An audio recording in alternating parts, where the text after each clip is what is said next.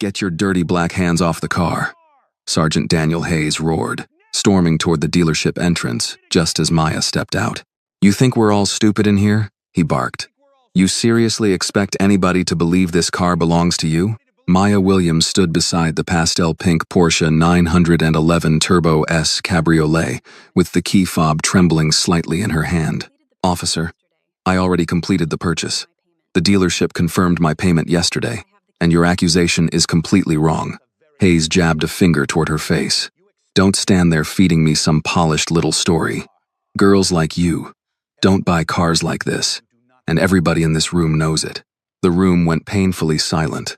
Maya felt heat rise into her cheeks as dozens of strangers stared openly now. Tyler Benson stepped beside the reception desk, arms folded confidently. "That's what I told you, Sergeant." Something felt off the second she walked in here asking for a Porsche like she owned the place. Maya turned toward him. "Tyler, you personally verified my wire transfer. You congratulated me yesterday." Tyler shrugged with a practiced look of concern. "I said the payment came through. I didn't say the money was clean." Hayes laughed coldly. "There it is. Dirty money always hides behind paperwork. So tell me, Maya Williams, where did the cash come from? Some rapper? Some athlete? Or did somebody hand you a stolen identity and tell you to play rich for an afternoon?" Maya's fingers tightened around the keys. "I own a software company. I don't need anyone to hand me anything." Several customers exchanged amused looks, and Hayes caught them, feeding off their doubt.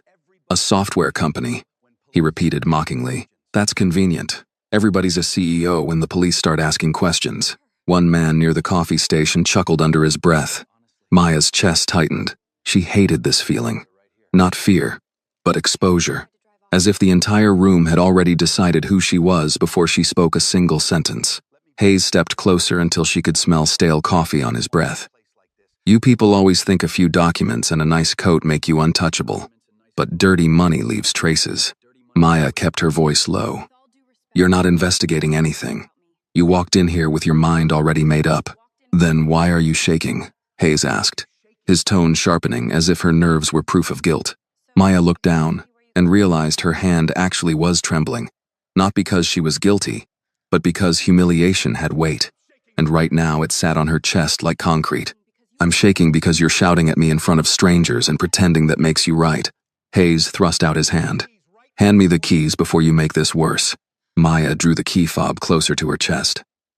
"I'm not giving you the keys to a vehicle I legally own, unless you show me a warrant or explain exactly what crime you believe I committed." His expression darkened. "You don't get to lecture me on procedure. This car is now tied to a financial investigation, and as of this moment, you and everything connected to it are part of that investigation." Maya blinked, absorbing the sudden shift. "A financial investigation? You accused me of stealing the car 30 seconds ago. Now it's money laundering. Which story are you trying to make fit?" Hayes leaned in.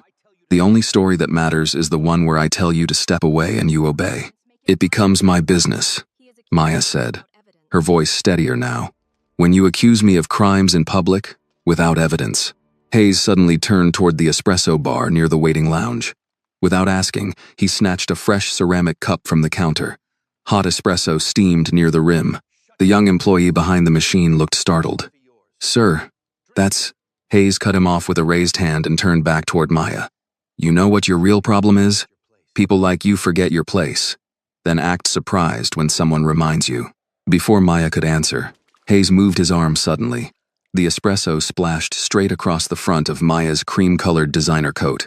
Scalding liquid soaked through the fabric instantly, and Maya gasped sharply, stumbling backward as dark coffee spread across her chest and sleeves. Someone laughed near the waiting area. Then another person joined in, and Hayes lifted both hands with a cruel little smirk. "Oops, guess I slipped." Tyler shook his head with a grin. "That coat probably cost more than her rent." More laughter followed. Maya stood frozen beside the Porsche, while coffee dripped slowly from the edge of her sleeve onto the marble floor. The humiliation hit harder than the heat. An older man near the waiting chairs grabbed a handful of used cocktail napkins from a small table and tossed them toward her feet. "Well, somebody help her clean up," he muttered loudly enough for others to hear. "She looks more like a homeless girl than a Porsche owner anyway." Another woman tossed a crumpled tissue toward Maya's shoes. and then another followed. Hayes pointed toward her jewelry. Take off the watch and the necklace. Earrings, too. If this money is dirty, everything on you is evidence. Maya stared at him. You cannot seriously believe my jewelry proves anything. I don't need your opinion, Hayes said, stepping in before she could move. I need the evidence secured.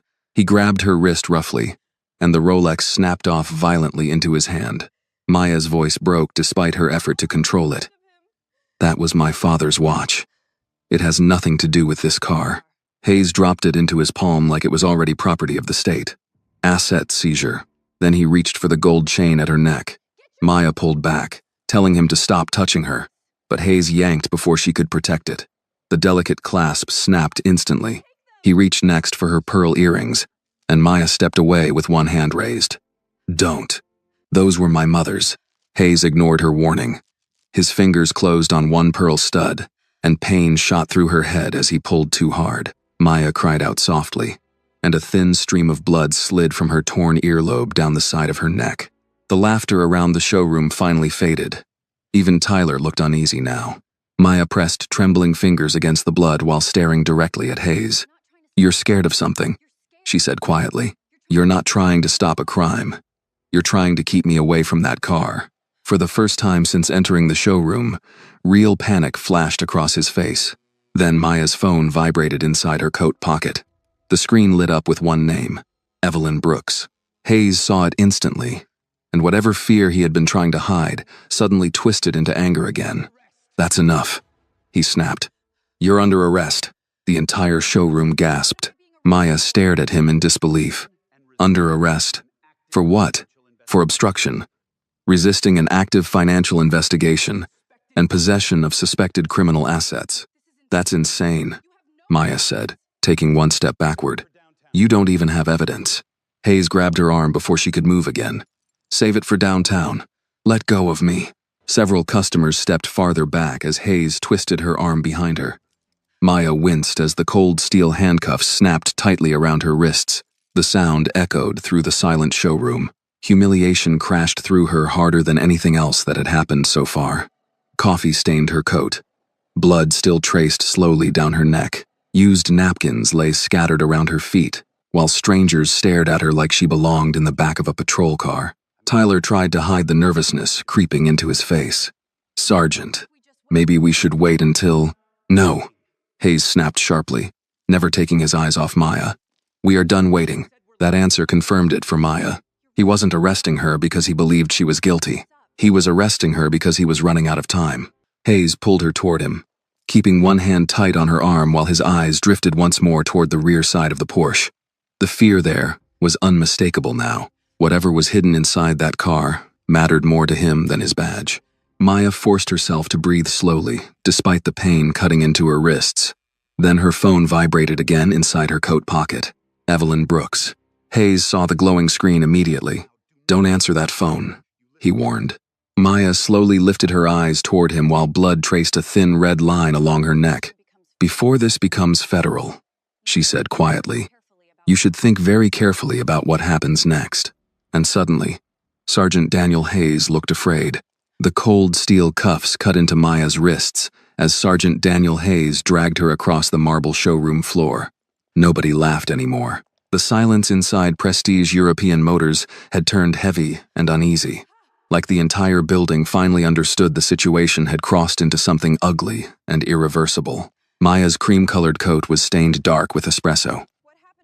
Blood from her torn earlobe continued tracing slowly along her neck before disappearing beneath the collar. Crumpled napkins still littered the floor behind her like evidence of a public humiliation nobody wanted to acknowledge now. Walk, Hayes snapped. I am walking, Maya replied through clenched teeth. Tyler Benson avoided looking directly at her as they passed the reception desk. 10 minutes ago, he had been smiling like a man enjoying free entertainment. Now, sweat glistened near his temples, and that change did not escape Maya. Neither did the fact that Hayes kept glancing toward the Porsche every few seconds. Not at her, but at the rear side panel behind the passenger seat, as if the farther they moved from it, the more agitated he became. Outside the giant glass walls of the dealership, late afternoon sunlight washed over Buckhead traffic. A black Escalade rolled slowly past the entrance before disappearing into Atlanta congestion. Somewhere nearby, a helicopter hummed faintly overhead. Hayes shoved open the dealership doors hard enough to rattle the glass. Heat rushed into Maya's face instantly after the artificial chill of the showroom. A patrol car waited at the curb, and another officer stood beside it uneasily. Officer Ben Collins was in his early 30s, clean cut, with the nervous eyes of a man who had not expected the day to turn this strange. He looked at Maya's bleeding ear and visibly hesitated. "Sergeant, what happened to her?" Hayes answered without slowing down. "She resisted seizure of evidence." "That's a lie," Maya said sharply. Hayes ignored her and pulled open the back door of the cruiser. "Get in." Maya stopped moving. Hayes' grip tightened on her arm. "Don't test me," he warned. She turned toward him slowly. "You still haven't explained what's actually in that car." For one brief second, his expression cracked with fear before anger covered it again. "You watch too many movies," he muttered. "No," Maya replied quietly. "I think you're terrified somebody else is about to open that Porsche." Officer Collins looked between them carefully now, and Hayes noticed the hesitation immediately. "Put her in the car," Hayes ordered. Collins lowered his voice. "Sergeant, shouldn't we wait for financial crimes to process this? If this is federal, we need to be careful." Hayes snapped back so sharply that nearby pedestrians turned their heads. "I said, put her in the damn car." Collins reluctantly guided Maya into the back seat.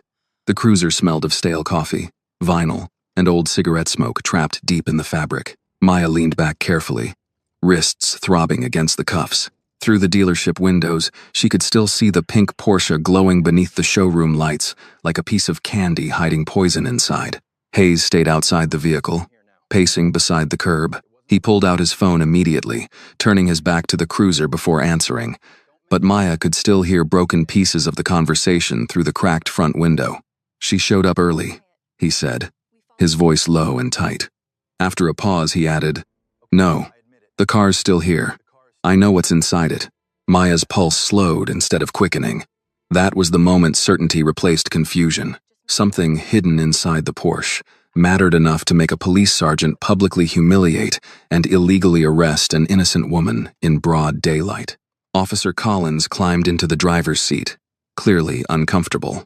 He adjusted the mirror awkwardly before glancing back at Maya. "You need medical attention for your ear?" Maya studied him for a second. Unlike Hayes, Collins looked disturbed by everything happening. "I need my phone," she answered.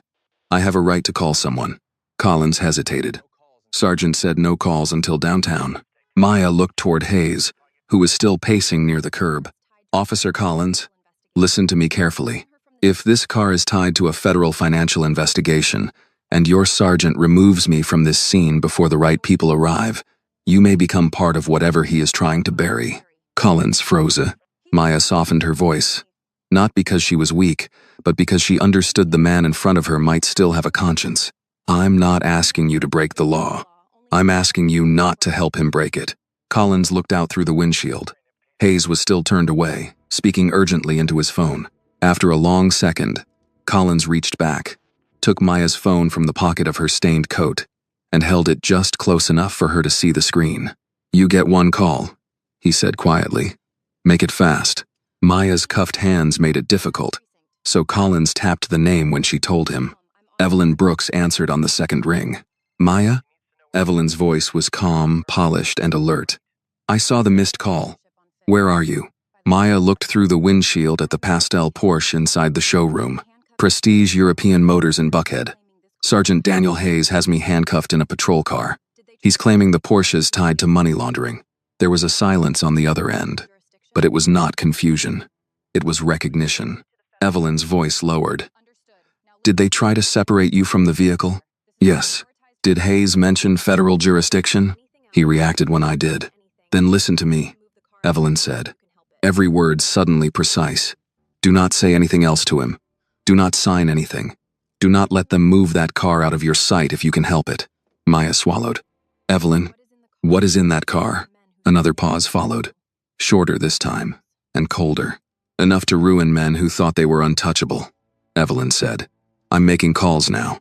If you feel bad for Maya after everything they just did to her, hit like for her right now. And tell me in the comments where you're watching from tonight, because someone near your city might be watching this same story with you. The line went dead. Collins stared at Maya in the rearview mirror, his face paler than before. Outside, Hayes ended his own conversation abruptly and looked back toward the dealership. The giant showroom windows reflected across his face while customers inside continued gathering around the Porsche. Then Tyler suddenly appeared at the front entrance, waving frantically. Hayes cursed under his breath and stormed back inside. Maya watched through the glass as Tyler pulled him toward the showroom floor, toward the Porsche, and something was clearly happening. Officer Collins noticed too. What the hell? Inside the dealership, employees began moving quickly. One salesman locked the front entrance doors. Another started pushing customers away from the center display area. Then Maya saw two men in dark suits entering through a side hallway. They were not dealership staff, and not local police. One carried a black leather credentials wallet clipped visibly to his belt. Federal agents. Hayes stopped walking the moment he saw them, and even through layers of glass and distance, Maya could see panic take over his face. One of the suited men pointed directly toward the Porsche. The second man said something short and firm. Hayes immediately shook his head too aggressively, while Tyler looked like he might faint. Maya slowly leaned forward in the back seat, despite the cuffs biting into her wrists. Inside the showroom, the atmosphere had transformed completely. Employees who had laughed minutes ago now looked terrified. Customers were pulling out phones again. Someone began recording openly. Then Hayes spun around sharply and stormed back outside toward the patrol car. He moved too fast for a man still pretending everything was routine. The moment he yanked open the rear door, Maya could feel the panic coming off him stronger than the smell of coffee on her coat. "We're leaving," he snapped. Officer Collins frowned. "Sergeant, those men inside said they're with Federal. I know who they are. Then maybe we should wait." Hayes slammed the door hard enough to shake the entire vehicle. "Drive." Collins did not move. For several long seconds, nobody spoke. Then Maya quietly said the one thing Hayes clearly did not want to hear. "They found out about the car, didn't they?" Hayes turned slowly toward the back seat. His face had gone pale, and for the first time since this nightmare began, Maya realized something important. Sergeant Daniel Hayes was no longer in control. Sergeant Daniel Hayes stood beside the open patrol car door, staring at Maya like a man watching his own secrets rise from the grave. The confidence that had fueled his cruelty inside the showroom was gone now. Sweat darkened the collar of his uniform despite the cooling Atlanta evening settling over Buckhead. "They found out about the car, didn't they?" Maya repeated quietly. Hayes' jaw tightened. "You don't know what you're talking about." "No," Maya replied, keeping her eyes fixed on him. "But you do." Officer Collins remained frozen behind the wheel. The tension inside the cruiser had become suffocating. Through the dealership windows, silhouettes moved quickly beneath the bright showroom lights. Federal agents were now speaking with employees near the Porsche, while nervous customers filmed everything from a distance. Hayes slammed the rear door shut hard enough to rattle the glass, then leaned down toward Collins' open window. "Drive the car," he ordered sharply. "Now." Collins hesitated. "Sergeant, if federal agents are involved, shouldn't we stay on scene?" That wasn't a suggestion. "But if they ask where the suspect went," Hayes cut him off instantly. "You let me worry about that." Maya watched Collins carefully. The younger officer looked trapped between fear of disobeying a superior and fear of becoming involved in something far worse. Then Hayes' radio crackled. "Unit 12. Hold position at Prestige European Motors. Federal investigators, requesting all responding officers remain on site." The voice coming through dispatch sounded calm. Hayes did not. His hand tightened around the radio so hard his knuckles whitened. "Negative," he replied immediately. "Transporting suspect downtown." A pause followed before dispatch answered again. "Federal agents are specifically requesting Sergeant Hayes remain at the dealership." Maya saw it happen in real time. Panic. Pure panic. Hayes turned away from the cruiser and lowered his voice, but not enough to stop Maya from hearing pieces of it. "They don't have a warrant for the vehicle yet." "No. Listen to me. If they open that panel before I get back." He stopped suddenly, after realizing Collins was watching him through the side mirror. Hayes snapped the radio off completely. That terrified Maya more than anything else so far. Good officers followed procedure. Desperate men silenced it. Inside the dealership, Movement intensified. One federal agent now stood beside the Porsche, speaking directly to Richard Holloway, the gray-haired CEO of Prestige Motors, who had apparently rushed back into the showroom moments earlier. Employees clustered together, whispering nervously near the espresso bar, where Maya's humiliation had started less than an hour ago. The same customers who had laughed at her now looked frightened to even be there. Hayes opened the front passenger door and climbed into the cruiser beside Collins. "Drive," he said again. Lower this time, but far more dangerous. Collins swallowed hard. "Where?"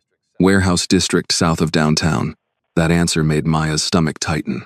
A police station would have made sense. A warehouse district did not. Even Collins looked alarmed now.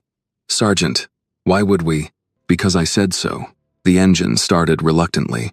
As the cruiser pulled away from the curb, Maya turned her head for one last look at the Porsche glowing beneath the showroom lights. Federal agents were now circling the vehicle slowly, studying it like surgeons preparing for an operation.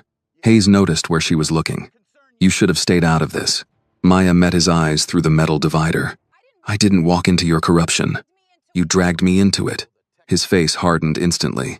"You think you're smart because you built some little tech company. You have no idea how this city works. Then explain it to me." Hayes laughed bitterly and leaned back in his seat. "Atlanta runs on deals people like you never see. Politicians, cops, developers, banks. Everybody protects everybody. And Victor Salazar? That name hit him like a knife." Collins glanced sideways immediately. Hayes turned slowly toward the back seat. "Where did you hear that name?" Maya held his stare. "You reacted too fast when federal agents showed up. Men only panic like that when they already know what's hidden." Silence filled the cruiser. Outside, Buckhead's polished storefronts slowly gave way to older buildings and darker streets as they headed south toward downtown Atlanta. Neon signs flickered above closed barber shops and liquor stores, while traffic thickened around evening commuters. Finally, Hayes spoke again, but this time his voice sounded tired instead of angry. "Victor Salazar laundered money through luxury dealerships all over the Southeast," he admitted quietly. "Cars, art, real estate. Millions disappeared through shell companies before anybody noticed." "And the Porsche?" Hayes looked out the windshield.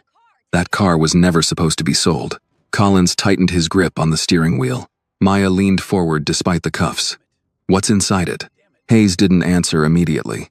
The city lights reflected across his face as if he were aging by the second. Then, his phone rang. He looked at the screen and immediately cursed under his breath before answering. "What?" Even through the muffled speaker, Maya could hear a woman shouting on the other end. Hayes's expression darkened further. "No, you listen to me. Stall them." Another burst of yelling. "I don't care what Holloway wants. Do not let federal agents near that car until I get there." The line disconnected. Collins finally spoke. "Sergeant, what exactly are we transporting her into?" Hayes slowly lowered the phone from his ear. For the first time all night, he looked less like a police officer and more like a man drowning. Then Maya's own phone vibrated again inside her coat pocket. Hayes noticed instantly. This time, instead of anger, something colder crossed his face. Fear of losing control completely. "Maya," he said quietly, "if Evelyn Brooks is involved, then this situation just became very dangerous for everybody." Maya looked at him steadily. "No, Sergeant. It became dangerous the moment you decided the law belonged to you." Rain began falling lightly over Atlanta just as the patrol car crossed under the old railroad bridge near downtown. Thin streaks of water slid across the windshield, while neon reflections smeared across the wet pavement like bleeding paint. Inside the cruiser, nobody spoke for nearly a full minute after Maya's last words. "You decided the law belonged to you." The sentence lingered in the silence like smoke. Sergeant Daniel Hayes sat rigid in the passenger seat, one elbow pressed against the window, jaw tight enough to crack teeth. Officer Collins kept both hands on the wheel, though Maya noticed the younger cop glancing nervously at Hayes every few seconds. Maya leaned her head carefully against the seat behind her. The pain in her torn ear had settled into a dull burn now, but the handcuffs still dug sharply into her wrists every time the cruiser hit a pothole. Her phone vibrated again inside her coat pocket. Hayes noticed immediately. "Turn it off," he said without looking at her. "I can't exactly reach it." Hayes looked at Collins. "Take the phone." Collins hesitated. "Sergeant, that wasn't a request." Reluctantly, Collins reached back and removed the phone from Maya's pocket. The screen glowed brightly inside the dark cruiser. Evelyn Brooks calling. Hayes stared at the name for a long second before holding out his hand. "Give it to me." Collins didn't move. "Officer Collins," Hayes said quietly now. "You need to decide whose side you're on." That sentence changed the air inside the vehicle, because good cops didn't talk like that. Not during arrests, not during investigations. Collins swallowed hard before finally handing the phone over. Hayes answered without speaking. Evelyn's voice came through sharp and immediate, even from the speaker. "If Maya is still in handcuffs when federal investigators arrive, Daniel, your career won't survive the night." Hayes' eyes narrowed. "You don't intimidate me." "No," Evelyn replied calmly. "But indictments probably do." Collins looked sharply toward Hayes. Maya watched everything silently. Hayes lowered his voice. "You have no idea what you're interfering with. I know exactly what's inside that Porsche." That hit him harder than Maya expected. Hayes actually stopped breathing for a second. Evelyn continued before he could recover. "The moment you touched Maya Williams, this stopped being cleanup and became exposure." Hayes turned slightly away from Collins. "Federal agents don't even have authorization to search the vehicle yet." "They will," Evelyn replied. "And when they do, they're going to discover why half the Atlanta Financial Crimes Task Force suddenly stopped answering their phones today." Silence swallowed the cruiser. Rain tapped harder against the roof now. Finally, Hayes spoke again, but the confidence was gone from his voice. "You think Maya matters to these people? She was convenient, that's all." Evelyn's answer came cold enough to freeze the air. "No, Daniel. She became dangerous because she survived your mistake." The call ended. Hayes slowly lowered the phone into his lap. Nobody spoke for several seconds. Then Collins quietly asked the question Maya could tell had been building inside him since Buckhead. "What exactly is inside that car?" Hayes stared out at the rain-covered streets sliding past them. Downtown Atlanta loomed ahead now, glowing through the storm like a city trying to hide its own sins beneath glass towers and expensive lights. "You ever hear of Victor Salazar?" Hayes finally asked. Collins nodded slowly. "Cartel money guy. Went missing 2 years ago. He didn't disappear," Hayes muttered. "He made deals." Maya watched him carefully now. The anger that had fueled him earlier was cracking apart under pressure, exposing exhaustion underneath. Hayes rubbed both hands across his face before continuing. "Salazar kept records on everybody. Politicians, detectives, judges, anyone taking money, insurance policies in case somebody betrayed him." "And those records are in the Porsche?" Collins asked quietly. Hayes didn't answer directly, which was answer enough. The cruiser stopped at a red light beneath an overpass covered in graffiti. Rainwater dripped steadily from the concrete above while homeless tents lined the sidewalk nearby. Maya looked out the window and suddenly understood why Hayes was panicking so badly. If federal agents opened that hidden compartment, they wouldn't just find dirt on one corrupt cop. They would find an entire network. Her phone vibrated again in Hayes' hand. This time, his expression changed immediately when he saw the screen. "Richard Holloway." Hayes answered instantly. "What?" The voice on the other end sounded furious, even through the muffled speaker. "Where the hell are you?" "I'm handling the suspect." "You're handling a disaster," Holloway snapped. "Federal investigators locked down my showroom. Customers recorded everything. Do you understand what this is going to do to my company?" Hayes looked genuinely stunned. "You're worried about bad press right now?" "I'm worried because Agent Monroe just informed me the FBI has been tracking that Porsche for 8 months. Collins' grip tightened on the wheel. Hayes lowered his voice. "Then stall them." "I tried. They already requested security footage." Hayes cursed under his breath. Then Holloway said something that made the blood drain completely from Hayes' face. "They know about the hidden compartment." The cruiser fell silent. Even the sound of rain suddenly felt louder. Maya watched Hayes carefully as he disconnected the call with shaking fingers. For the first time since this nightmare began, he no longer looked dangerous. He looked doomed. Outside, thunder rolled low across the Atlanta skyline, while red brake lights reflected across wet streets like rivers of blood. Then Maya quietly asked the question neither man wanted to hear. "If they already know about the compartment," she said, "then why are you still trying to keep me away from the car?" Hayes closed his eyes briefly. When he opened them again, Maya saw something she never expected to see in him. Regret. The expression looked wrong on Sergeant Daniel Hayes' face, like something human trying to survive beneath years of corruption and fear. Rain streaked down the cruiser windows while downtown Atlanta glowed around them in blurred reds and golds. Maya leaned slightly forward despite the cuffs cutting into her wrists. You knew this would happen eventually, didn't you? Hayes let out a dry laugh that carried no humor. You think men like Victor Salazar build systems without backup plans? Officer Collins kept his eyes fixed on the road, but Maya could see him listening to every word now. Hayes stared out through the rain-covered windshield. Salazar trusted nobody. That hidden compartment wasn't just insurance, it was leverage. And you protected it, Maya said quietly. Hayes rubbed his jaw slowly. I protected myself. The honesty of the answer settled heavily inside the cruiser. Outside, traffic slowed as they entered the older warehouse district south of downtown. The polished towers of Buckhead had disappeared behind them now, replaced by rusted loading docks, abandoned brick buildings, and flickering streetlights struggling against the rain.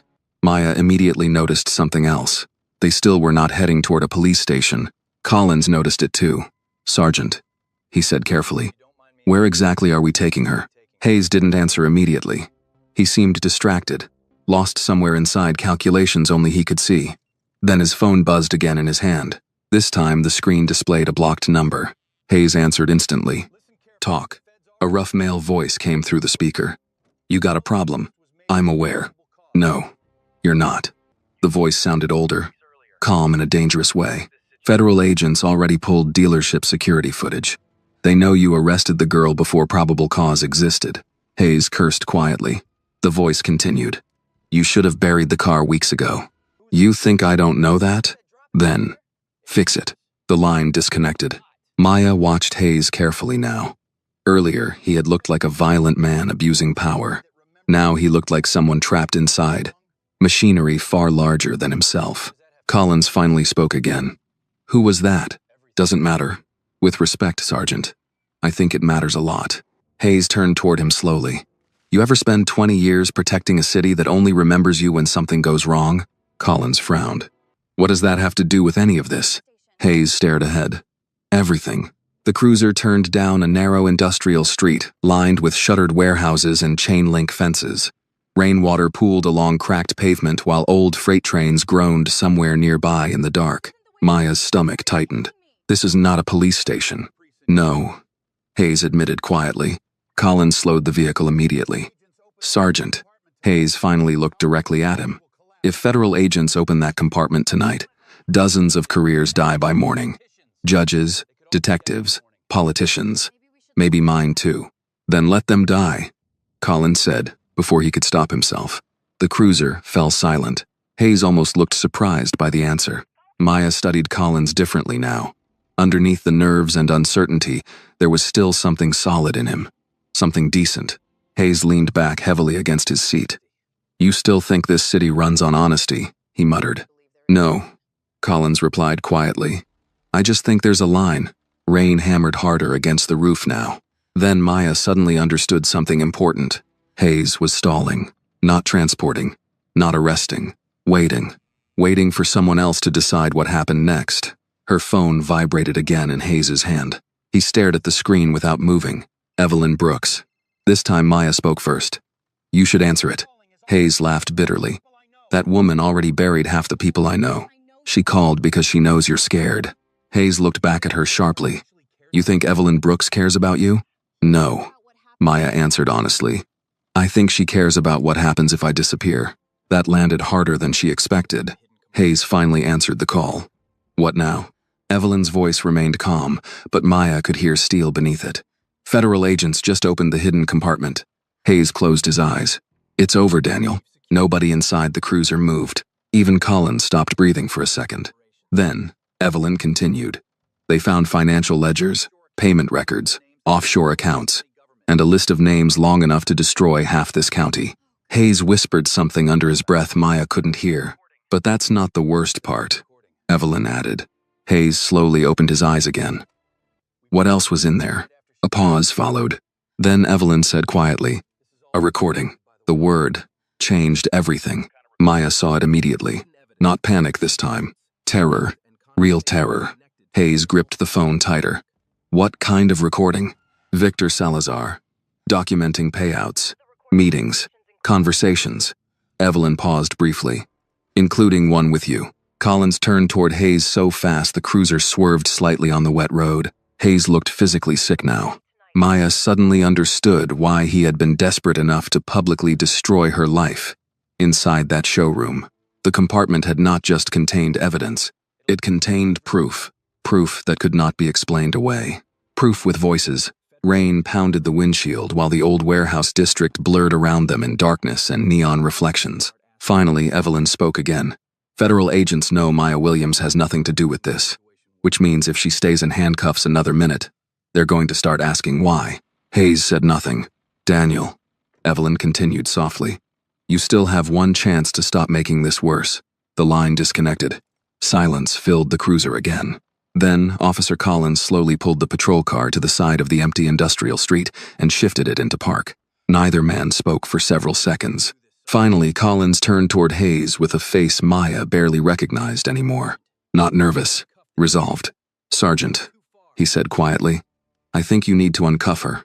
Rain hammered the roof of the patrol car while Officer Ben Collins kept one hand resting on the gear shift and the other gripping the steering wheel tightly enough to whiten his knuckles.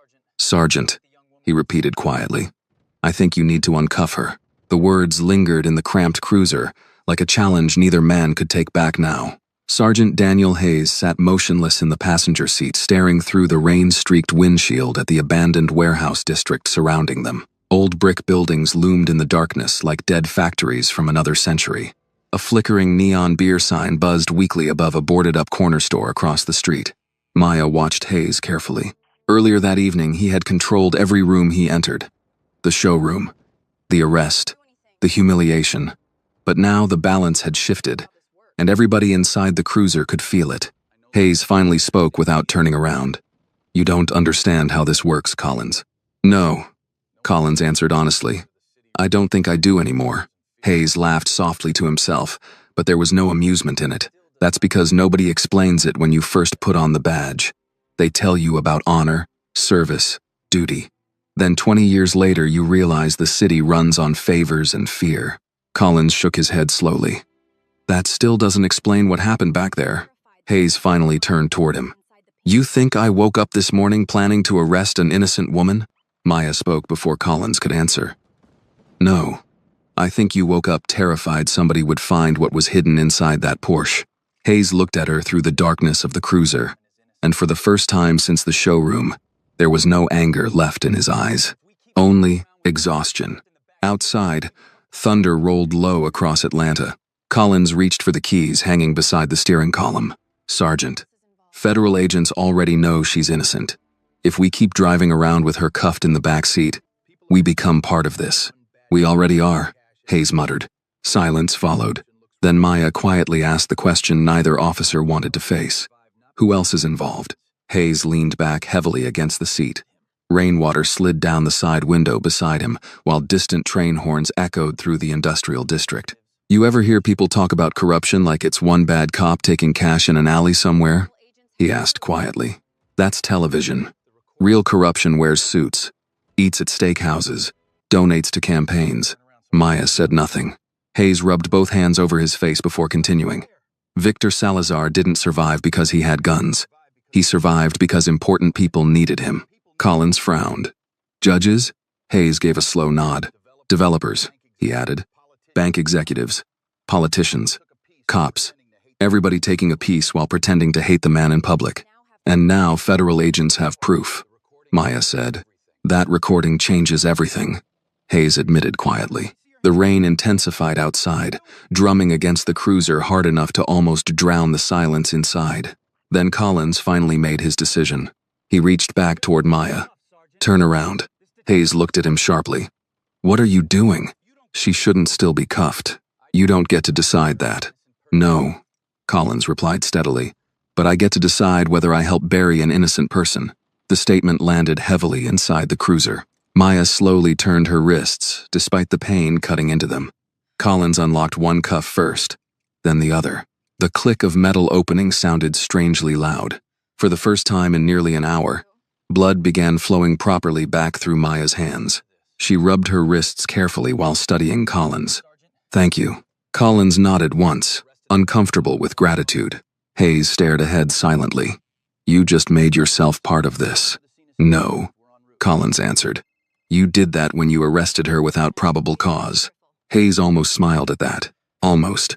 Then his phone buzzed again. All three of them looked down instantly. Agent Claire Monroe. Hayes stared at the screen for several seconds before finally answering. "Monroe." The woman's voice came through calm and controlled. "You're making this harder than it needs to be, Daniel. You already opened the compartment."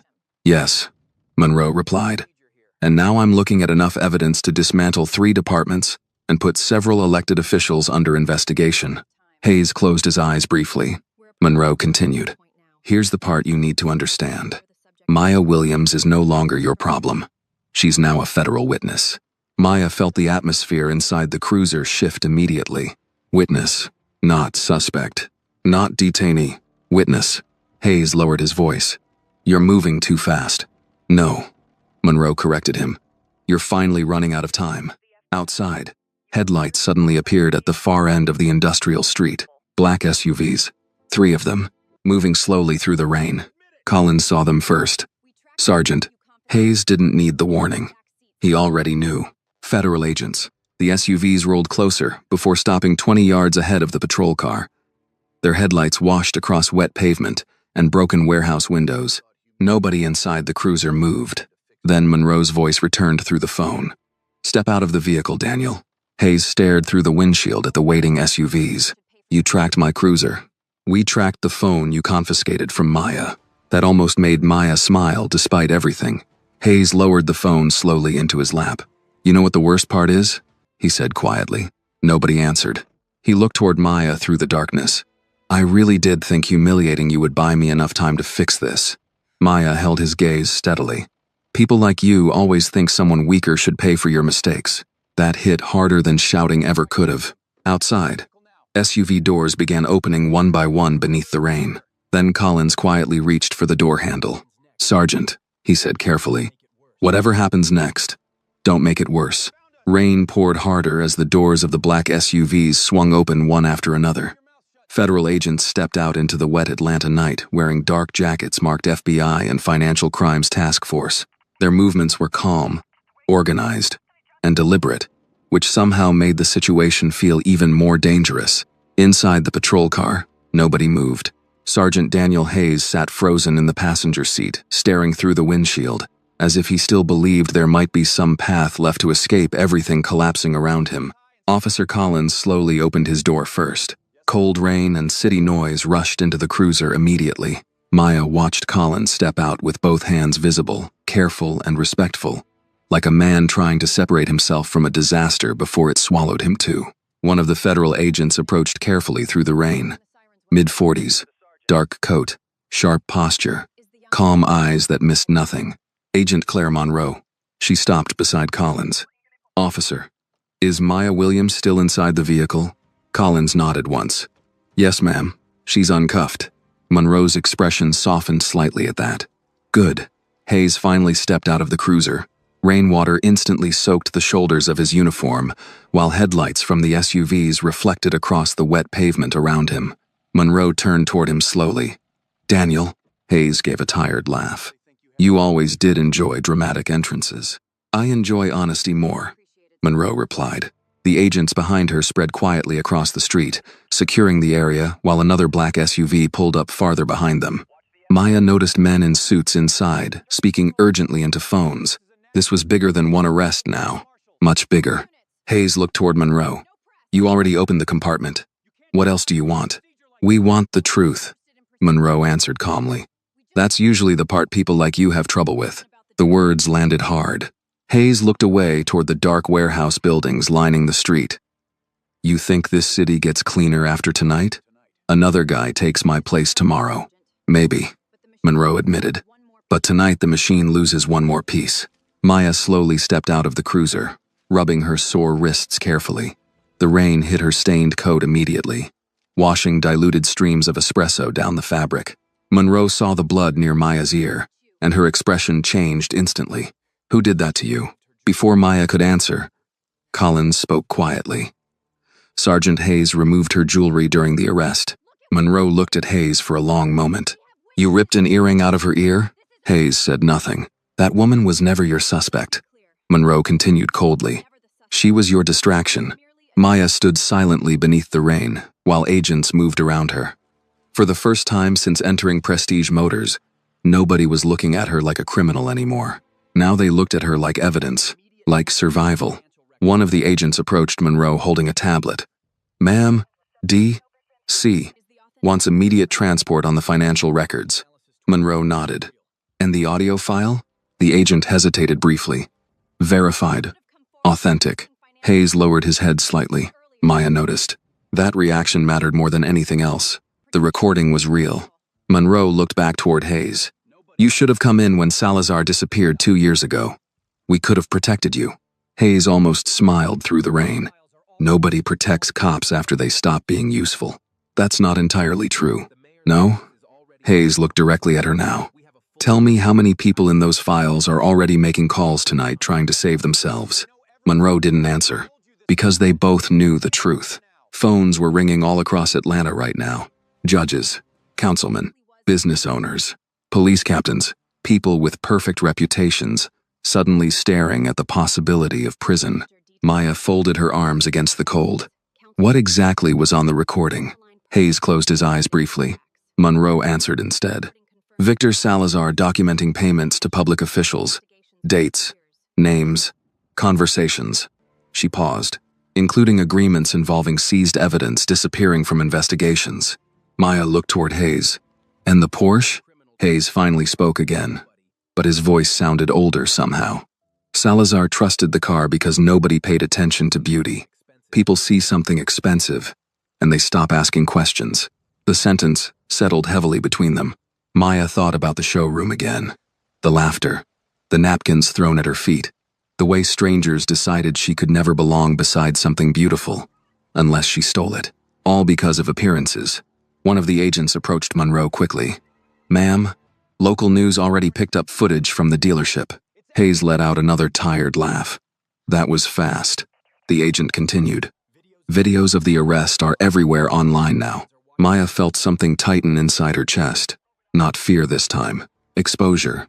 Millions of strangers were probably already watching her humiliation on their phones. Monroe noticed the expression on Maya's face.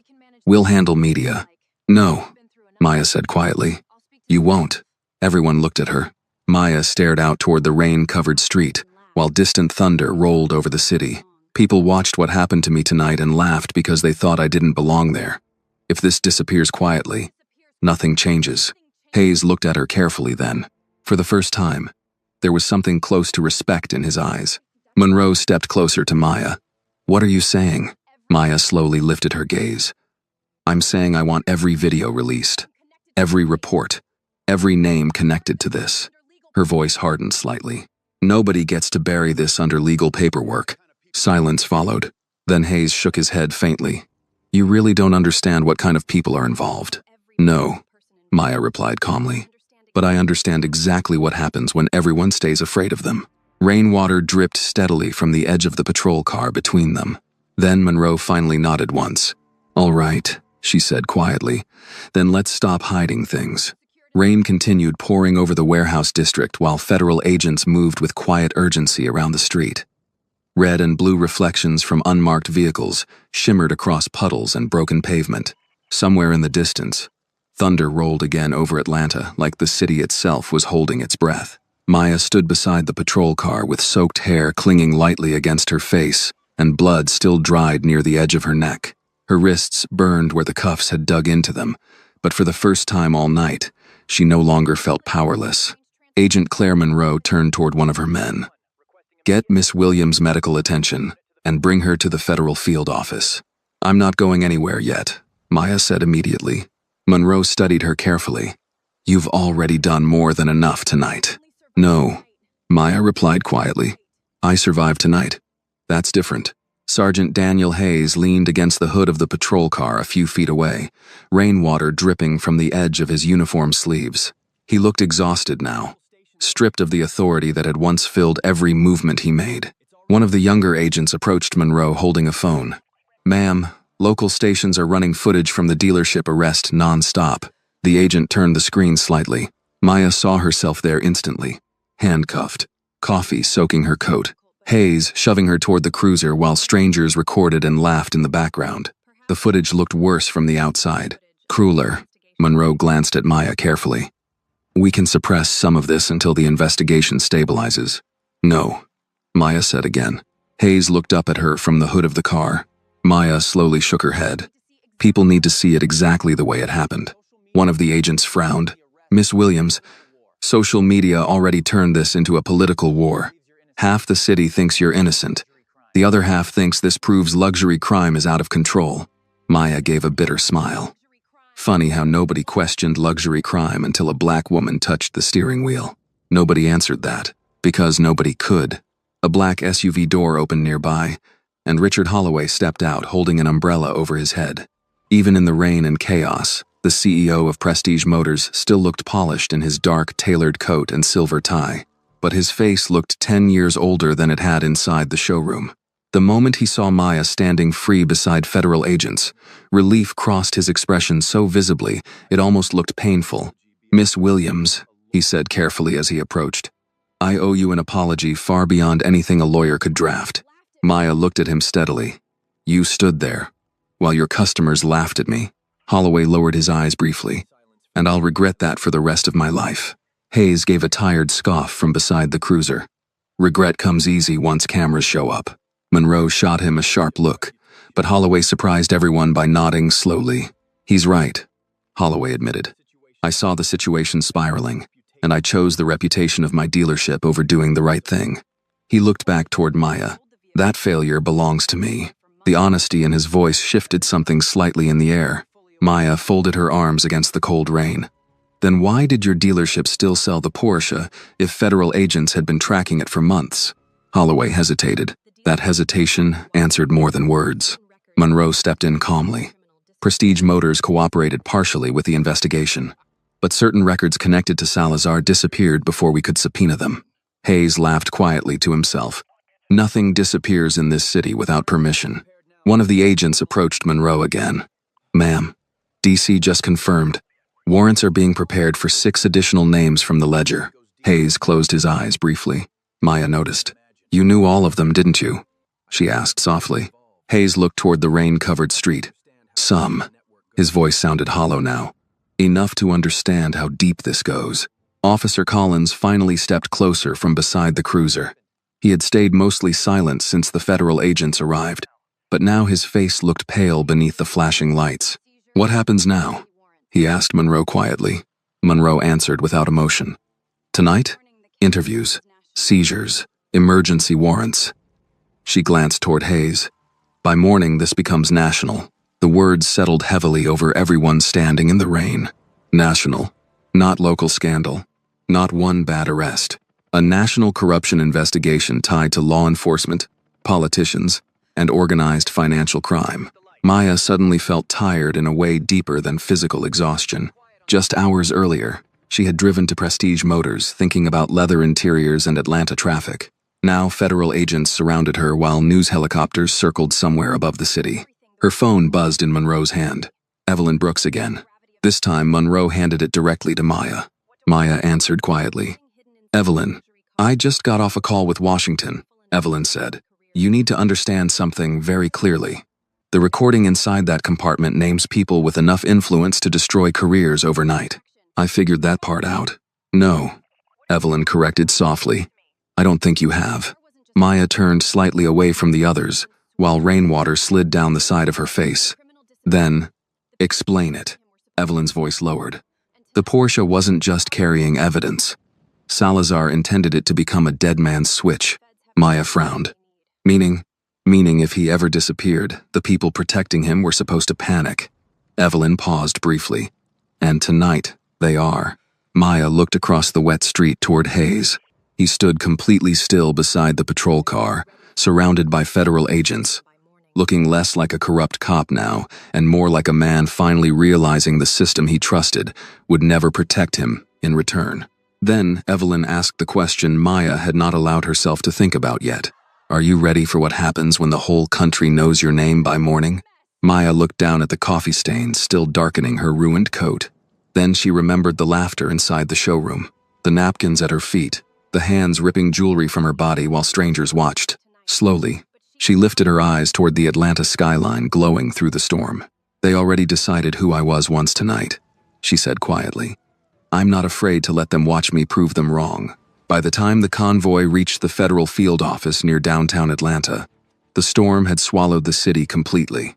Rain hammered against the black SUVs as agents escorted Maya through a secured underground entrance beneath the building. The fluorescent lights inside the garage flickered faintly against wet concrete, while armed federal officers moved quickly between elevators and security checkpoints. Everything smelled like rain, coffee, and tension. Maya walked beside Agent Claire Monroe in silence, her stained coat draped tightly around her shoulders. People stared as they passed, not because she looked dangerous, but because half the building already knew who she was. The woman from the dealership, the viral video, the arrest, the witness. By now, millions of people across the country had probably already seen her shoved into a patrol car, while strangers laughed at her humiliation. The thought should have broken her.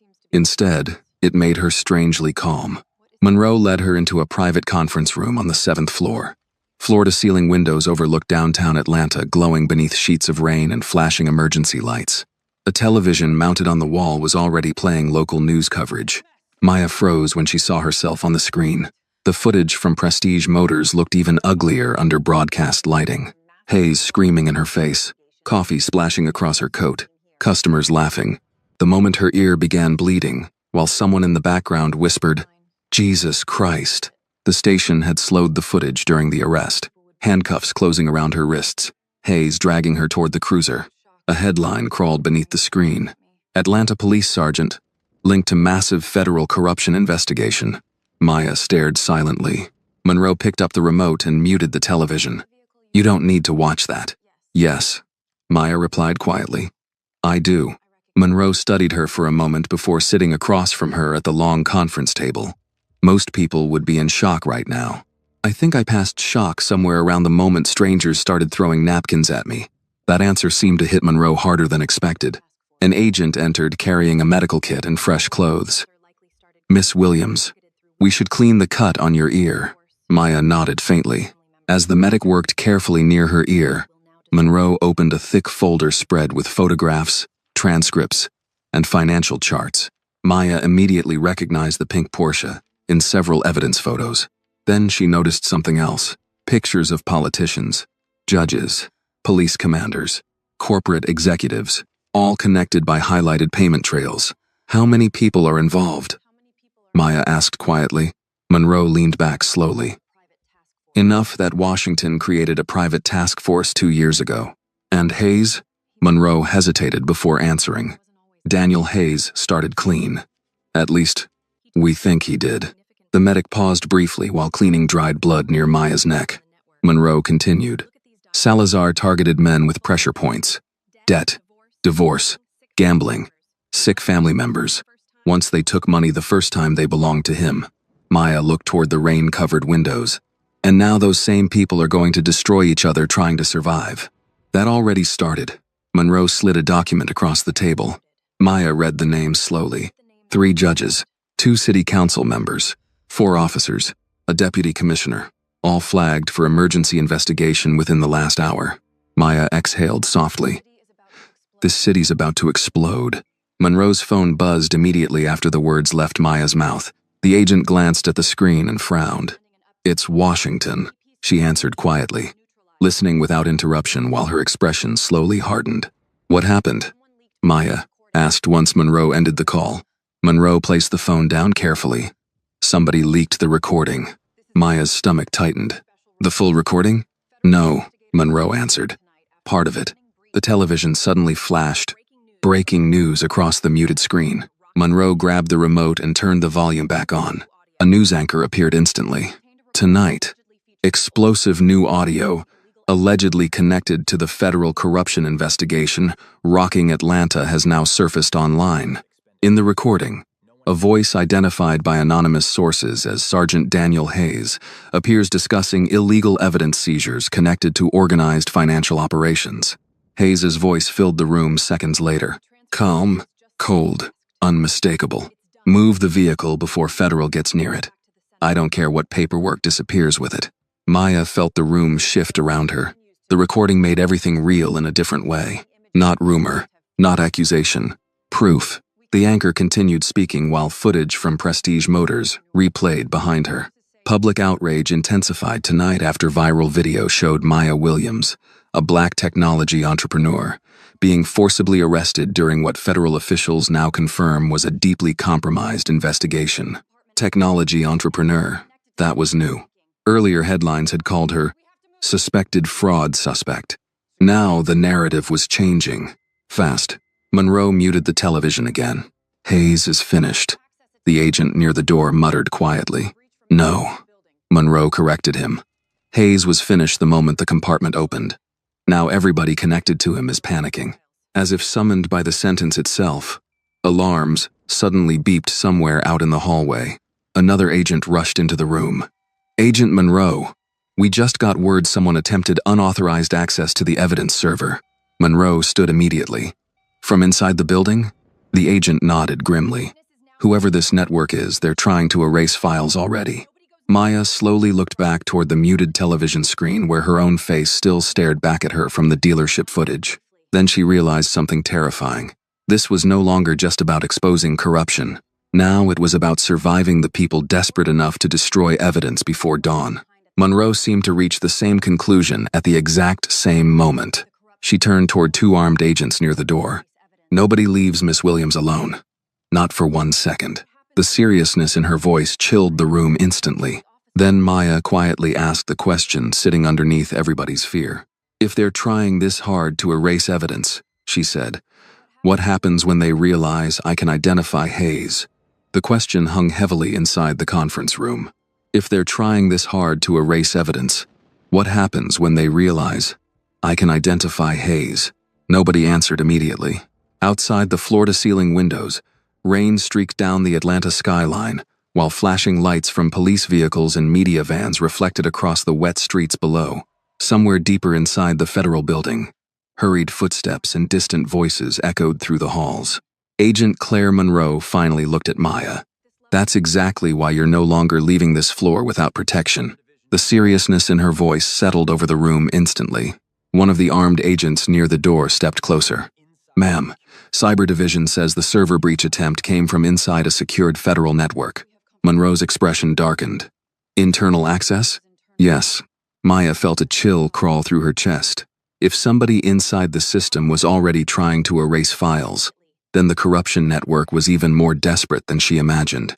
Monroe grabbed her phone immediately. Lock every copy of the Salazar recording offline. Physical backups only. The agent nodded and hurried out. Maya looked back toward the muted television where news anchors continued replaying footage from Prestige Motors. Every few seconds, the screen showed Hayes shoving her toward the patrol car, while coffee stains spread across her coat. Millions of people were watching this unfold in real time now. Monroe followed Maya's gaze. You should prepare yourself. By morning, your name will be everywhere. Maya gave a tired smile. It already is. Before Monroe could answer, another knock sounded at the door. Richard Holloway stepped inside, carrying a dry coat folded over one arm and a small paper bag from a nearby pharmacy. The room immediately tensed. One of the agents moved slightly between Holloway and Maya until Monroe nodded permission. Holloway looked exhausted. His silver hair was damp from the rain, and the polished confidence of the luxury dealership CEO had vanished completely.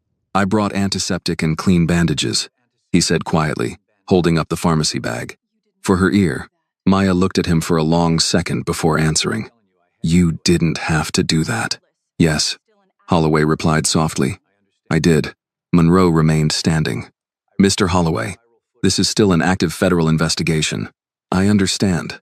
Holloway glanced briefly toward the television footage of Maya's arrest playing silently in the background. That's why I came. Nobody spoke. Finally, Holloway turned fully toward Maya. I watched that footage replay 6 times on the drive over here. Maya crossed her arms carefully. And every time, it got worse. The honesty in his voice made the room quiet again.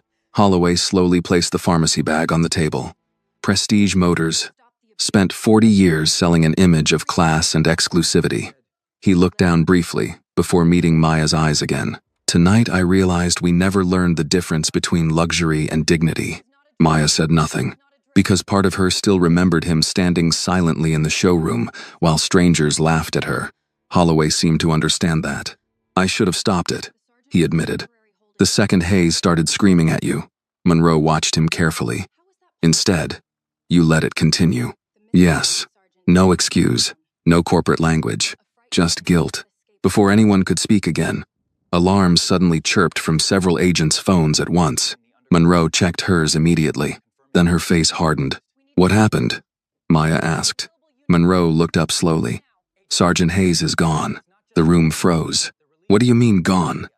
Holloway asked sharply. He was placed in temporary holding downstairs, while transport paperwork was being prepared. Monroe's jaw tightened. Now he's missing. Every instinct inside Maya tightened instantly. He didn't run alone, she said quietly. Monroe looked at her sharply. Maya continued. A man that's scared doesn't escape without help. One of the agents rushed back into the room.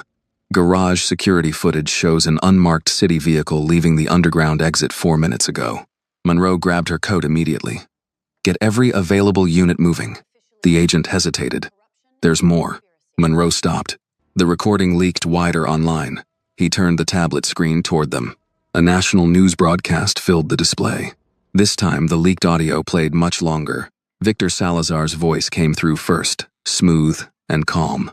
Everybody eats as long as everybody stays loyal. Then Hayes's voice answered clearly. And if somebody talks? Salazar laughed softly through the speaker. Then they disappear before breakfast. The room went dead silent. Maya felt the blood drain from her face, not because of the threat, because Hayes suddenly made sense.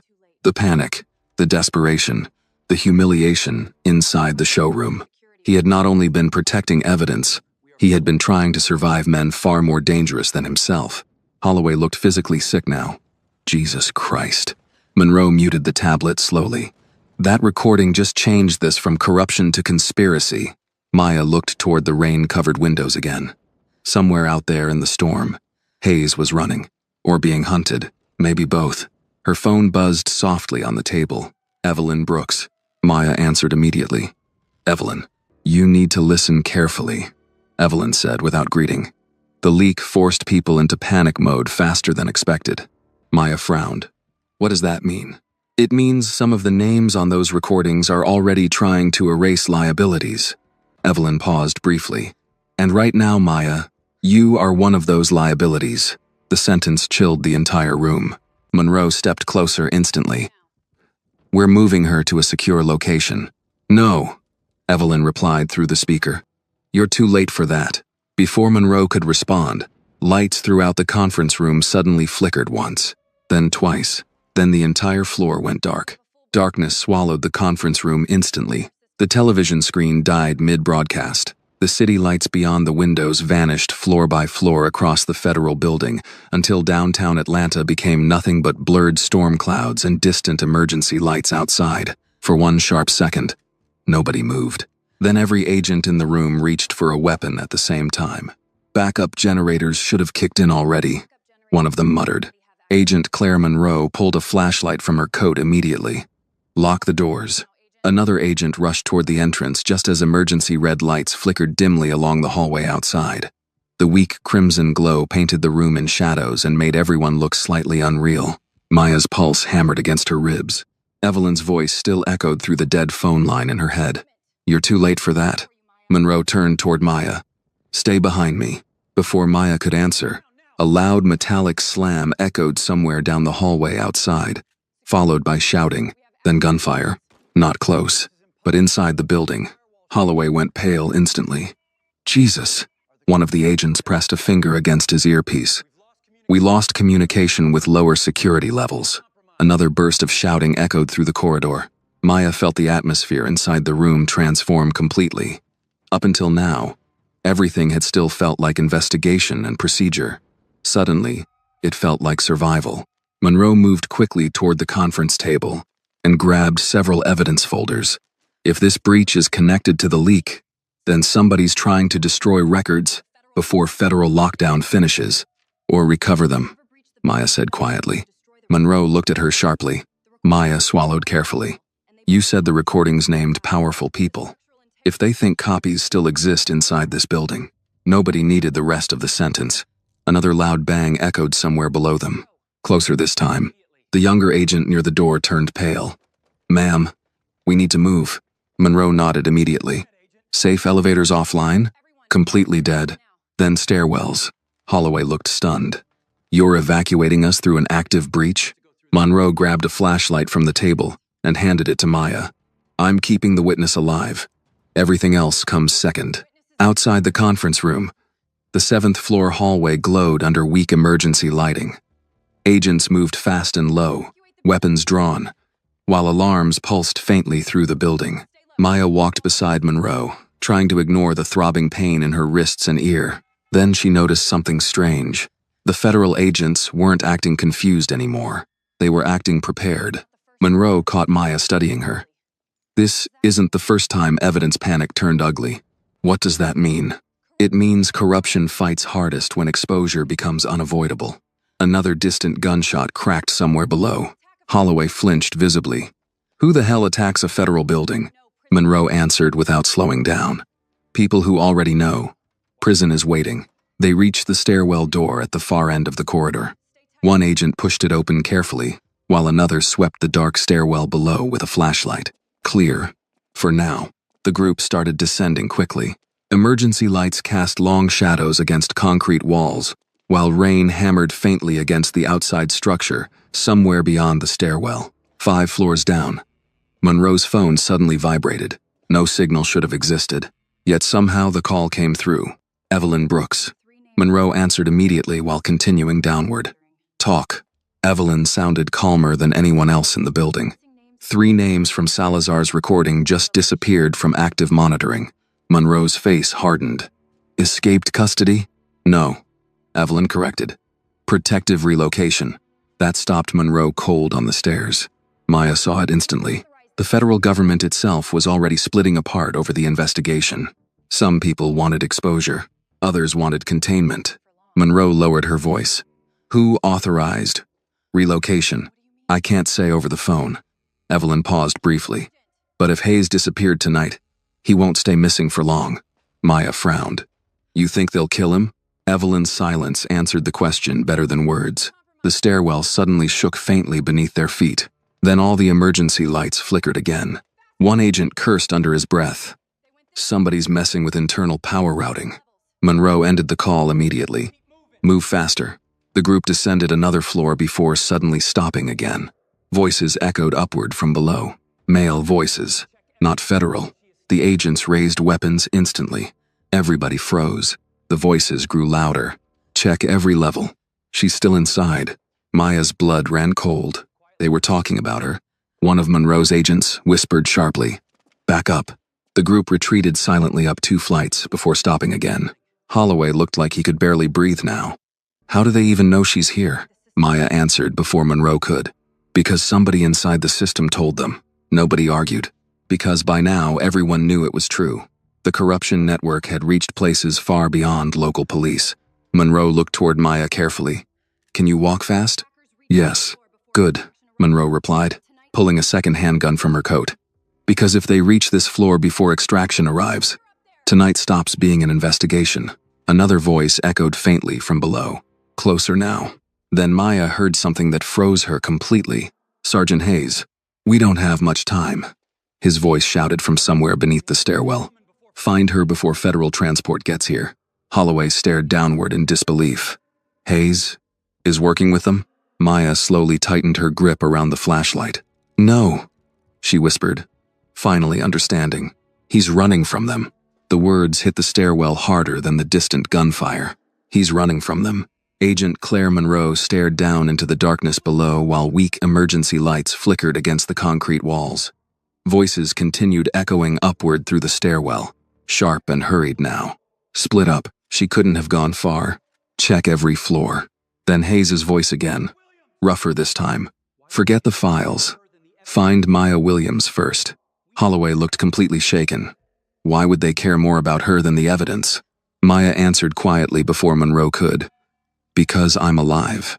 The realization settled over everyone at once. The leaked footage from Prestige Motors had already spread nationwide. Millions of people had seen her face, seen Hayes arrest her, seen the humiliation inside the showroom. If Maya disappeared now, the entire investigation would instantly look poisoned. Monroe motioned silently toward the upper floors. Move. The group climbed quickly back upward, footsteps echoing sharply through the concrete stairwell, while the voices below continued searching floor by floor. Maya's lungs burned by the time they reached the 9th floor landing. Rain rattled faintly against distant windows somewhere above them, while the building's emergency alarms pulsed through the darkness. One of the agents pressed an ear carefully against the stairwell door leading into the 9th floor corridor. Quiet, for now. Monroe nodded once. The door opened slowly. The hallway beyond looked abandoned under dim red emergency lighting. Office doors stood partially open, while scattered papers drifted across the carpet from malfunctioning ventilation systems. The entire building felt wounded. Monroe turned toward Maya. Stay between us. Maya nodded. As they moved down the corridor, Holloway leaned closer to her. His voice stayed low enough not to carry. I need to tell you something before this gets worse. Maya looked at him carefully. Worse? Holloway gave a grim smile. Trust me. We haven't reached worse yet. He glanced briefly toward Monroe before continuing. The Porsche should never have been displayed publicly. You knew? Not everything, Holloway admitted quickly. But I knew federal investigators requested delays on the sale twice. Maya frowned. Then why put it on the showroom floor? Holloway's expression darkened with shame. Because someone very powerful insisted the vehicle remain visible. Monroe overheard the last sentence immediately. Who? Holloway hesitated. Then the hallway lights flickered again. For one terrible second, total darkness swallowed the corridor before the red emergency lighting returned weaker than before. Holloway lowered his voice further. Atlanta Deputy Commissioner Warren Pike. Monroe stopped walking instantly. Even the agents reacted. Maya recognized the name immediately. Warren Pike appeared constantly on local television beside mayors and police chiefs talking about public safety and community reform. A respected face. A trusted face. Monroe's jaw tightened. Pike's name wasn't on the leaked audio. No. Holloway replied softly. Because Pike never spoke directly to Salazar. The implication chilled the hallway. Maya suddenly understood how corruption survived so long. The smartest people never touched dirt with bare hands. One of the agents moved quickly toward Monroe. Ma'am, tactical teams lost camera access to floors 6 through 8. Monroe looked toward the elevators farther down the corridor, then toward the stairwell they had just exited. They're herding us upward, she muttered. As soon as the words left her mouth, Maya heard footsteps somewhere behind them. Fast, closing distance. The agents raised weapons instantly. A shadow appeared at the far end of the hallway near the emergency exit. Everyone froze. Then Sergeant Daniel Hayes stepped into the weak red light with both hands partially raised. He looked terrible. Rainwater soaked his uniform completely. His face was pale, exhausted, and streaked with sweat. Worse than that, he looked terrified in a way Maya had never seen before. One of the agents immediately aimed at his chest. Don't move. Hayes ignored the gun entirely. His eyes locked onto Monroe first. They got into the building faster than I thought. Monroe's voice turned razor sharp. You expect us to believe you're helping now? Hayes took another careful step forward. You don't understand what Pike's people are trying to do. No, Monroe snapped. What I understand is that you publicly assaulted an innocent woman and nearly destroyed this investigation. Hayes looked toward Maya then. For a brief second, guilt crossed his face again, but fear crushed it almost immediately. Maya, he said quietly. They don't care about the evidence anymore. Maya folded her arms tightly against the cold. Then what do they care about? Hayes swallowed hard before answering. The recording inside the compartment wasn't the only copy. Silence hit the hallway. Monroe stared at him. What are you talking about? Hayes looked over his shoulder toward the dark stairwell behind him like he expected armed men to appear any second. Salazar built a dead man's switch, he said quickly. If anything happened to him, copies of the recordings were supposed to go public automatically. Monroe frowned. That didn't happen. Hayes nodded grimly. Because somebody intercepted the release system. Before it finished, Maya's stomach tightened. Who? Hayes looked directly at her now. Deputy Commissioner Pike. The emergency lights flickered again. Then, gunshots exploded somewhere below them on the 8th floor. Closer than before. Everybody in the hallway flinched instinctively. One of the agents cursed under his breath. They're moving up. Hayes took another step toward Monroe. Listen to me carefully. Pike thinks Maya knows where the missing recordings are. Maya stared at him in disbelief. I don't. I know that, Hayes replied immediately. But Pike won't believe it. Another burst of gunfire echoed upward through the stairwell, then the sound of men shouting, coming closer. Monroe immediately turned toward her agents. We move now, but before anyone could react, the lights died completely again. And this time, the hallway did not come back on. Darkness swallowed the hallway so completely that for one terrifying second, Maya could hear nothing except breathing and distant gunfire somewhere below the building. Then flashlights snapped on all at once. White beams sliced through the black corridor while agents shouted overlapping commands. Move. Cover the stairwell. Stay low. The sudden chaos echoed violently through the federal office floor. Maya instinctively stepped backward until her shoulder hit the wall. Agent Monroe grabbed her arm immediately and pulled her forward through the darkness. This way. Another burst of gunfire exploded from somewhere below the 8th floor staircase. Closer now. Much closer. Sergeant Daniel Hayes moved beside Monroe with surprising urgency. They're pushing up too fast. Pike must have brought private contractors. One of the agents swung his flashlight toward Hayes sharply. You don't get to act like one of us now. Hayes ignored him. The group moved quickly down the corridor, while emergency alarms pulsed weakly overhead. Office doors stood open along both sides of the hallway, like abandoned rooms after a hurricane. Maya's heart hammered against her ribs. Everything happening felt impossible. Just hours earlier, she had been arguing over car paperwork in a luxury showroom. Now armed men were hunting her inside a federal building during a citywide corruption collapse. Holloway stumbled slightly behind them. Where are we even going? Monroe answered without slowing down. Roof access. Hayes immediately shook his head. Bad idea. Monroe turned sharply. You got a better one? Yes. Hayes pointed farther ahead through the darkness. There's an old records tunnel beneath the building connected to the original courthouse next block over. One of the agents frowned. How the hell do you know that? Hayes gave a hollow laugh. Because corrupt cops need escape routes too. Nobody liked the answer, but nobody ignored it either. The hallway lights flickered weakly for half a second before dying again. Somewhere behind them came the violent metallic crash of a stairwell door being forced open, then shouting, They're on 9. Move. The agents immediately formed tighter around Maya. Monroe's voice sharpened. Run. The group broke into motion down the corridor. Maya's soaked shoes slapped against carpet while flashlight beams bounced wildly across walls and office glass. Holloway struggled to keep up behind them, breathing heavily. Then gunfire erupted behind them inside the hallway. The sound exploded through the dark office floor like thunder. One federal agent near the rear shouted and dropped instantly behind an overturned desk while returning fire toward the corridor intersection. Go, he yelled. Monroe grabbed Maya harder. Keep moving. Maya looked back only once. Dark figures were advancing through the hallway with tactical flashlights and body armor, moving fast and disciplined. Not random criminals, professionals. Hayes cursed under his breath. Pike hired ex-military security. Another agent fired twice down the hallway before retreating backward beside the group. The entire floor had become a battlefield. They reached a locked steel security door at the far end of the corridor. Monroe swiped an access card. Red light. Denied. Damn it. Hayes stepped forward immediately. Move. He punched a code rapidly into the old keypad beside the frame. The lock clicked open. Monroe stared at him briefly.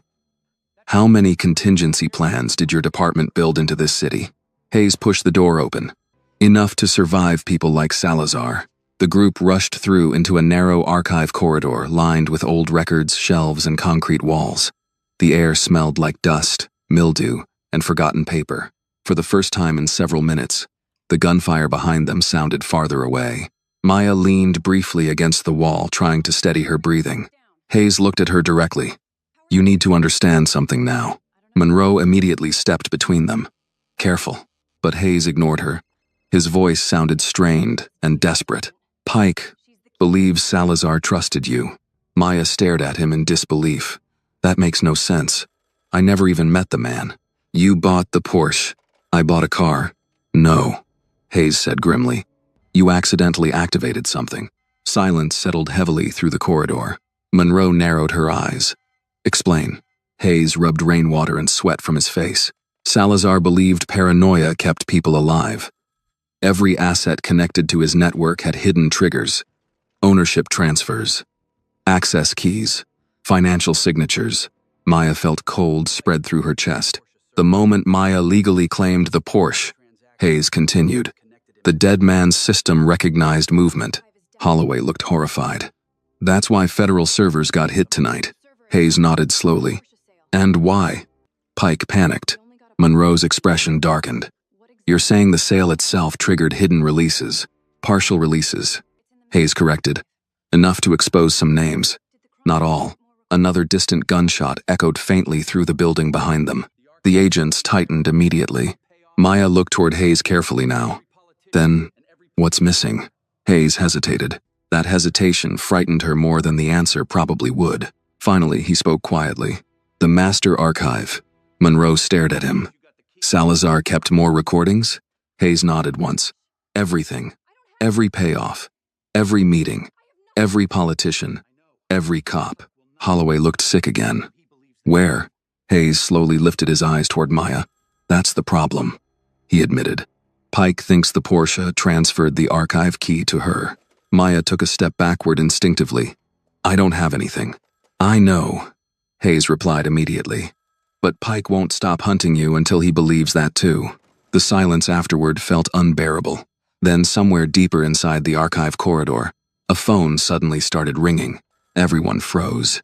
An old desk phone mounted to the concrete wall near the record shelves buzzed loudly through the darkness. Once, twice, 3 times. Nobody moved. Then Hayes whispered something that made Maya's blood run cold. That line hasn't worked in 15 years. The old desk phone kept ringing through the dark archive corridor. Once, twice, 3 times. The sound echoed unnaturally against the concrete walls and dusty records shelves, making the entire space feel colder than before. Nobody moved. One of the federal agents slowly raised his weapon toward the phone like it might explode. Hayes stared at it with genuine disbelief. That line was disconnected when this building got renovated. The ringing continued. Maya felt every nerve in her body tightening. Somehow, the sound felt worse than the gunfire upstairs. Because gunfire made sense. This did not. Monroe stepped carefully toward the desk while flashlight beams trembled across stacks of old records boxes surrounding them. Don't touch it, Hayes warned immediately. Monroe glanced back sharply. You think I'm taking instructions from you? I think Salazar designed traps inside traps. The phone rang again. Maya looked toward Hayes carefully. You sound like you knew him personally. Hayes gave a hollow smile. Nobody worked around that man without eventually feeling like they were trapped inside his head. The ringing stopped suddenly. Silence crashed over the corridor.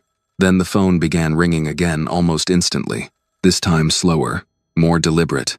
Monroe exchanged a look with her agents before finally reaching for the receiver. The moment she lifted it, everyone held their breath.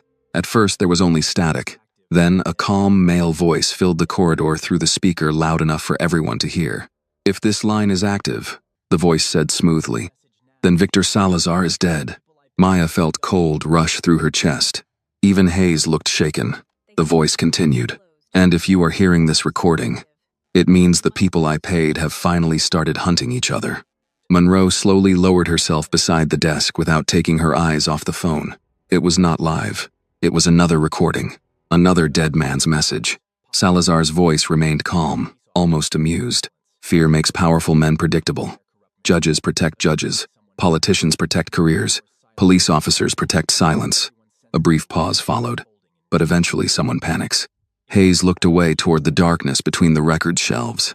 The voice continued again.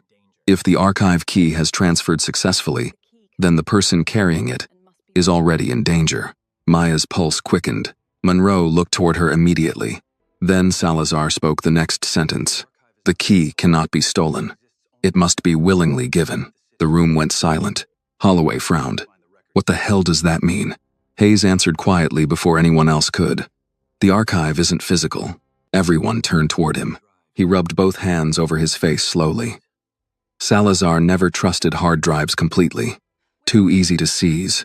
Too easy to destroy. Monroe narrowed her eyes. Then where's the archive? Hayes looked toward Maya again. In the ownership transfer. Maya stared at him in disbelief. You keep saying that like it means something. It does. Hayes swallowed hard. The Porsche sale triggered encrypted access through the buyer identity. Monroe's expression shifted instantly. Biometric authorization. Hayes nodded once. Salazar built the archive around legal ownership records, tied to verified identity markers. Maya stepped backward slightly. No, absolutely not. You're telling me I somehow became connected to this just by buying a car? You became the activation point, Hayes admitted. The phone crackled again, before Salazar's recorded voice returned. To the person carrying the key, he said calmly. Understand something clearly. The archive exists because corruption survives inside darkness. If you choose silence, the machine survives with you trapped inside it. If you release everything, a faint laugh followed. Then God help everyone. The recording ended. Static filled the corridor again. Nobody spoke for several long seconds. Then somewhere above them came another distant burst of gunfire. Reality crashed back instantly. Monroe stood quickly. We need extraction now. One of the agents moved toward the corridor entrance. The upper floors are compromised.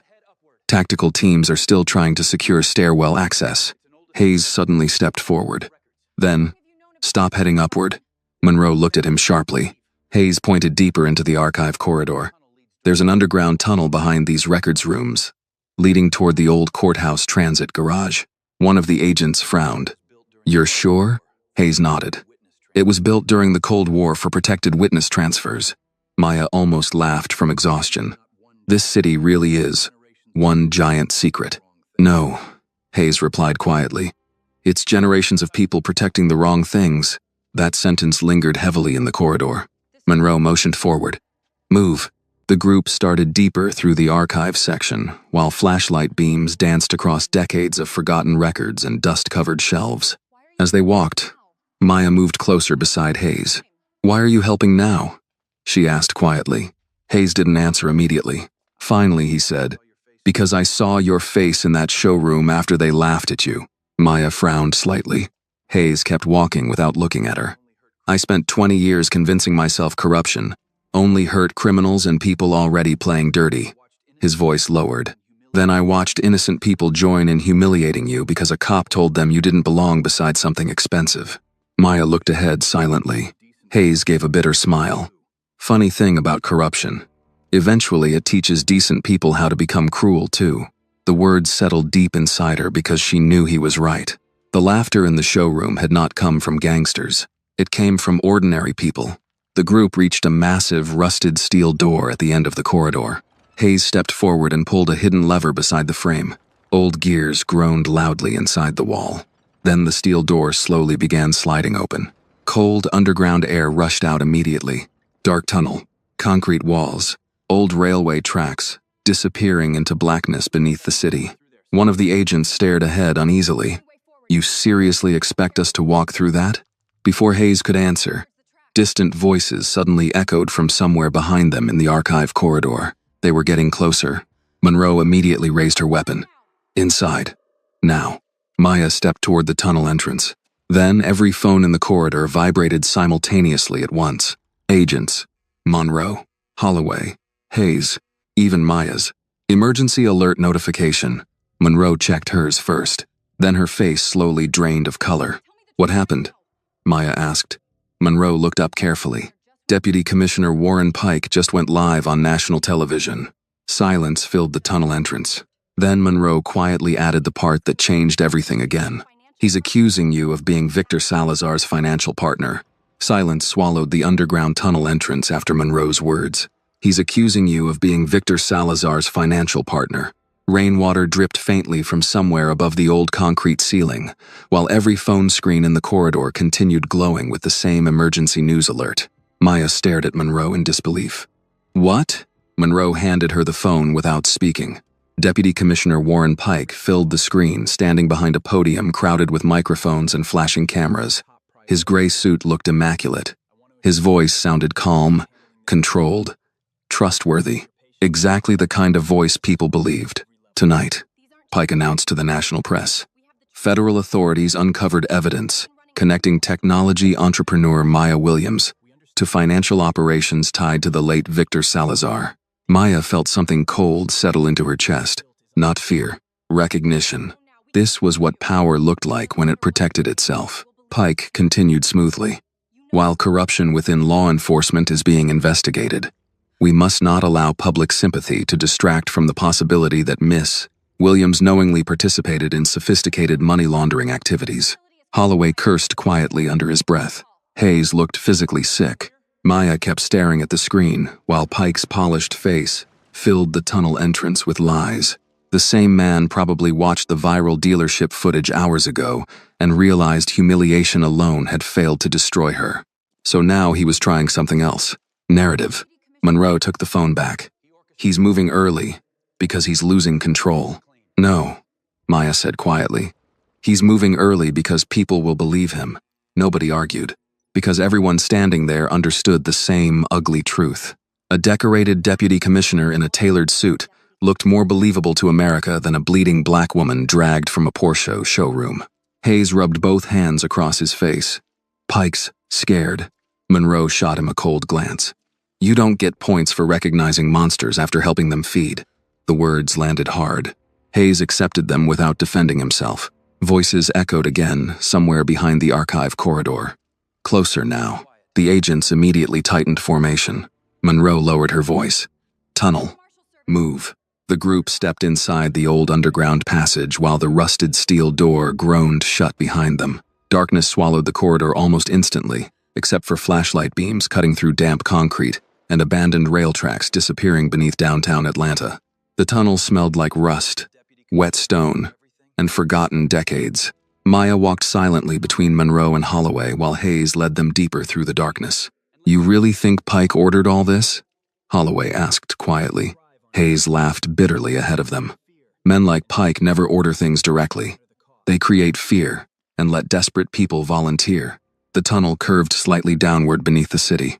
Far above them, thunder rolled again across Atlanta. Monroe's phone buzzed repeatedly now with incoming alerts. National media picked up Pike's statement. She muttered. Half the networks are already running his version. Maya exhaled slowly. Just hours ago, strangers in a luxury showroom laughed because they thought she was stealing a car. Now millions more were being told she was part of a criminal empire. The speed of it almost felt unreal. Then Hayes suddenly stopped walking. Everyone froze. Ahead, faint light glowed at the far end of the tunnel. Vehicle headlights. Monroe raised her weapon instantly. Who's there? A voice echoed back calmly through the darkness. Federal extraction team. Nobody relaxed. Hayes looked suspicious immediately. Monroe. I know. The agents slowly moved forward with weapons raised until the tunnel widened into an old underground transit platform hidden beneath the courthouse district. 3 black SUVs waited near the tracks, but something felt wrong. Too quiet. Too clean. Monroe stepped in front of Maya. Identify yourselves. One of the men near the SUVs held up credentials. U.S. Marshal's Service. We're here for the witness. Hayes looked at the credentials only briefly before shaking his head sharply. No. The man frowned. Excuse me? Hayes stepped forward into the flashlight glow. Those badges are old issue. Everything changed instantly. The fake marshal closest to the SUV reached inside his jacket. Federal agents raised weapons immediately. Don't. Gunfire exploded through the underground platform. The deafening sound ricocheted violently off concrete walls, while everyone scattered for cover behind pillars and abandoned maintenance crates. Maya dropped beside Holloway behind an old steel barrier as bullets sparked against concrete nearby. Monroe fired twice while shouting commands over the chaos. The fake marshals retreated toward the SUVs, firing as they moved. Hayes grabbed Maya's arm suddenly. This way! She almost pulled away instinctively. Then, she saw something that froze her completely. One of the attackers had stopped shooting. He was staring directly at Maya, not trying to kill her, recognizing her. The man slowly lowered his weapon. Then he shouted something across the platform that cut through the gunfire like a blade. She doesn't have the archive. Everything stopped for half a second. Even Monroe looked up sharply. The man pointed toward Hayes instead. He does. Silence crashed through the underground tunnel. Maya turned toward Hayes, slowly. The former sergeant stood frozen beside her. Rainwater and sweat mixed across his face beneath the flashlight beams. Then Maya finally understood the last missing piece. All night, Hayes had acted terrified of the Porsche. Not because Maya activated the archive. Because he already had it. Hayes closed his eyes briefly. When he opened them again, the fight had drained out of him completely. Monroe's voice turned deadly calm. "Daniel." Hayes looked toward Maya instead. "You want to know why I panicked when you touched that car?" he asked quietly. Maya said nothing. Hayes slowly reached inside his soaked uniform jacket. Every weapon in the tunnel instantly aimed toward him. But Hayes didn't pull a gun. He pulled a small black data drive no larger than a house key. The master archive. Maya stared at it in disbelief. Hayes gave a tired smile that looked closer to surrender than relief. "Salazar gave it to me 2 years ago in case the network collapsed." His voice cracked slightly. "I told myself I kept it for survival." Monroe stepped closer carefully. "And now?" Hayes looked around the dark tunnel filled with guns, fear, and collapsing lies. Then he looked back at Maya. "Now I think I kept it because deep down..." He swallowed hard. "I wanted somebody brave enough to finally end this." The tunnel fell silent, except for distant thunder above the city. Slowly, Hayes held the drive out toward Maya Williams, the same woman he had humiliated, handcuffed, and tried to destroy inside a luxury showroom only hours earlier. "You were right," he said quietly. "The law never belonged to me." Maya stared at the drive in his shaking hand, while news alerts continued exploding across every phone in America. Then, slowly, she reached forward and took it. This story reminds us that prejudice often speaks louder than truth, especially when power feels threatened. Maya Williams was judged the moment people saw her standing beside something they believed she did not deserve. The real danger in the story was not only corruption inside law enforcement, but how quickly ordinary people joined the humiliation without knowing the truth. The story shows that injustice survives when silence becomes easier than courage, and when appearances matter more than character. In the end, Maya's strength did not come from wealth, status, or revenge. It came from refusing to break while the world tried to define her through fear and suspicion. The message for the audience is clear. Dignity should never depend on race, appearance, or social class, and real justice only begins when people are brave enough to confront uncomfortable truths instead of hiding behind power, assumptions, and silence. Thank you for staying with this story until the very end. If it touched your heart, I would truly love to hear your thoughts on the storytelling, the emotional pacing, or whatever stayed with you after listening. Every comment you share helps make the next stories more honest, moving, and meaningful. And if you have a powerful or meaningful story of your own, please do not hesitate to send it to the channel. It may become the next story to touch and inspire thousands of others. This video is a work of fiction created with the assistance of artificial intelligence. All characters, events, and situations are not real and do not represent any actual people or true stories. The content is intended for storytelling and emotional illustration only.